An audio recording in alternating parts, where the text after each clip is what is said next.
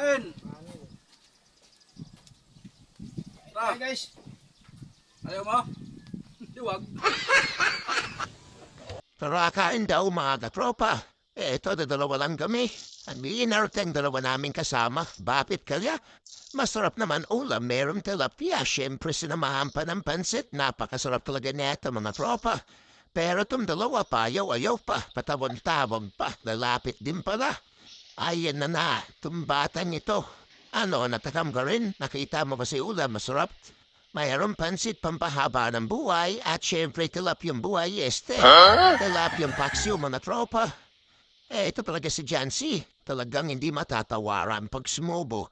Pero syempre hindi ako pauli dyan ito. Sarap mga katropa.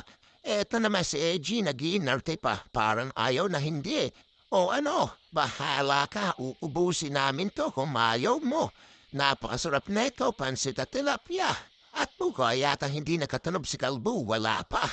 Ora mismo, pag nakita niya nakahain na sa lamesa ang pagkain, andyan na yan, hawak ang plato. Sabay takot na parang walang kasama, pero sabi ko mga tagahapon, grabe, halos hindi niya kami tinirahan, pero mayon siya naman ang hindi namin titirahan.